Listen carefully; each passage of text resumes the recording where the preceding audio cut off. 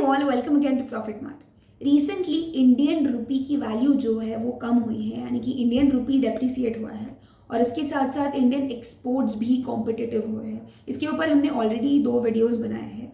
अगर आपने वो नहीं देखे हैं तो उसकी लिंक हमने डिस्क्रिप्शन बॉक्स में अटैच की है, so please go and check it. So Indian rupee depreciate होने की वजह से इंडियन इकोनॉमी पर एक नेगेटिव इम्पैक्ट है उसका। करंटली इंडियन ट्रेड जो है वो भी नेगेटिव बैलेंस में चला गया है और इंडियन इम्पोर्ट्स जो है वो भी काफ़ी एक्सपेंसिव हुए हैं। लेकिन इस सब में एक पॉसिबिलिटी ऐसी है कि अगर इम्पोर्ट्स फ्यूचर में कम होते हैं डेप्रिसिएशन के वजह से, तो इससे नेचुरली एक्सपोर्ट्स इंक्रीज होंगे और इकोनॉमी में एक सिग्निफिकेंट चेंज आ सकता है।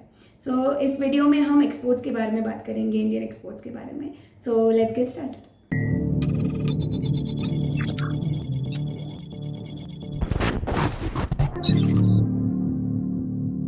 फाइनेंस मिनिस्ट्री के रीसेंट रिपोर्ट्स के अकॉर्डिंग इंडियन इंपोर्ट्स जो है वो इंक्रीज होने की वजह से और मर्चेंडाइज एक्सपोर्ट्स भी ग्रेजुअली बढ़ने की वजह से CAD which is the current account deficit जो है वो डिटोरिएट हो सकता है। 2021 टू 22 में जो ट्रेड डिफिसिट कैलकुलेट किया था उसमें CAD was 1.2% of the GDP और ग्लोबल डिजिटलाइजेशन के बढ़ने के बाद एक्सपोर्ट जो है, एक्सपोर्ट सर्विसेज बढ़ने के बहुत सारे अपॉर्चुनिटीज़ है इंडिया में। और अगर एक्सपोर्ट सर्विसेज को बूस्ट मिलता है तो इससे रेवेन्यू भी इंक्रीज होगा और इससे इंडियन इकोनॉमी को एक अच्छा बूस्ट मिलेगा इन फ्यूचर। अब ये जो फॉरेन पोर्टफोलियो इन्वेस्टर्स हैं वो पिछले 9 महीनों से नेट सेलर्स बन चुके हैं आफ्टर द रुपी डेप्रिसिएशन, यानी कि इंडियन इक्विटी मार्केट में रुपी की प्राइस कम होने के बाद मार्केट में शेयर सेलिंग काफ़ी इंक्रीज हुआ है और फॉरेन पोर्टफोलियो इन्वेस्टर्स ने अब तक का सबसे हाईएस्ट शेयर सेलिंग काउंट किया है, which is worth ₹49,496 crore rupees.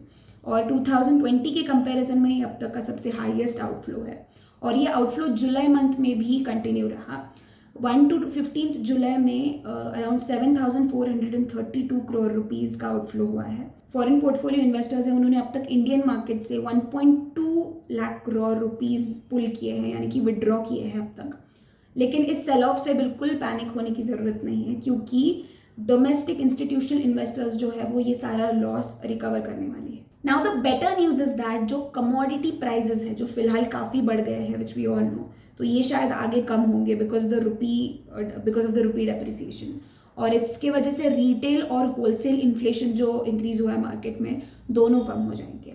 Now coming to exporters, rupee depreciation के बाद एक्सपोर्टर्स जो है मार्केट में, उनके लिए ये सिचुएशन काफ़ी प्रॉफिटेबल है बिकॉज एक्सपोर्ट्स अभी आगे इंक्रीज होने वाले हैं। लेकिन कुछ गुड्स ऐसे भी होते हैं जिनके रॉ मटेरियल्स पहले इंपोर्ट करने पड़ते हैं, जिन्हें रॉ मटेरियल्स इंपोर्ट करने की ज़रूरत होती है, तो ऐसे गुड्स को शायद बेनिफिट्स ना मिले। और फिलहाल जो ट्रेड डेफिसिट और पोर्टफोलियो आउटफ्लो इंक्रीज हुआ है उसके वजह से एक ही चीज़ होगी, विच इज़ इम्पोर्ट्स अभी कॉस्टलियर ही होते जाएंगे। Now coming to the statistics, latest data के अकॉर्डिंग जून में जो इंडियन इम्पोर्ट्स है वो 57.55% से एक्सपांड हुए हैं, जिसकी value around 66.31 billion US dollars है, जो लास्ट ईयर के कंपैरिजन में कंपैरेटिवली लो है। इस साल का मर्चेंडाइज ट्रेड डेफिसिट जो है वो काफ़ी इंक्रीज हुआ है compare to the last year. It is 26.18 billion US dollars, जो पिछले साल 9.60 बिलियन US डॉलर्स था।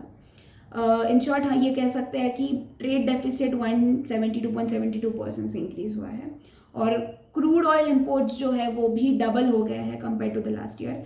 दे are around 21.3 billion US dollars. इसके अलावा कोक एंड कोल इंपोर्ट्स जो है वो जून 2021 में उनकी जो इंपोर्ट वैल्यू थी वो 1.88 बिलियन US डॉलर्स थी, बट करंटली ये ऑलमोस्ट ट्रिपल हो गई है, which is 6.76 billion US dollars. तो इन सारे कॉन्सिक्वेंसेस के बाद reserve bank of India interest rates में एक थर्ड कॉन्जिक्यूटिव हाइक कर सकता है, यानी कि इंटरेस्ट रेट्स आगे बढ़ सकते हैं। फिलहाल जो इन्फ्लेशन के लिए अपर टॉलरेंस लिमिट है वो 6% है, लेकिन प्रेजेंटली इन्फ्लेशन स्केल 7% से भी ऊपर है, इसीलिए इंटरेस्ट रेट्स फिलहाल बढ़ाना ज़रूरी है अकॉर्डिंग टू RBI। और अभी बात ऐसी है कि US फेडरल के जो रेट हाइक्स है, अगर वो इंडिया के यानी कि RBI के रेट हाइक से मैच करते हैं तो इससे इंडियन रुपी पर एक पॉजिटिव इम्पैक्ट हो सकता है। तो कंक्लूजन में ये कह सकते हैं कि कंपेयर टू इंडिया, बाकी इमर्जिंग मार्केट्स जो है उनके करेंसीज भी फ़िलहाल बहुत नीचे गए हैं, यानी कि इन्फ्लेशन की वजह से उनकी करेंसीज पर भी एक नेगेटिव इम्पैक्ट है. सो इंडियन रुपी शायद आगे उतना डेप्रिसिएट ना हो जितना people are expecting. So that's all for now. Thank you so much for watching. ये वीडियो अगर आपके लिए इन्फॉर्मेटिव रहा होगा तो इसे लाइक और शेयर करना प्लीज़ मत भूलिएगा. And also do subscribe to Profit Mart for more such videos.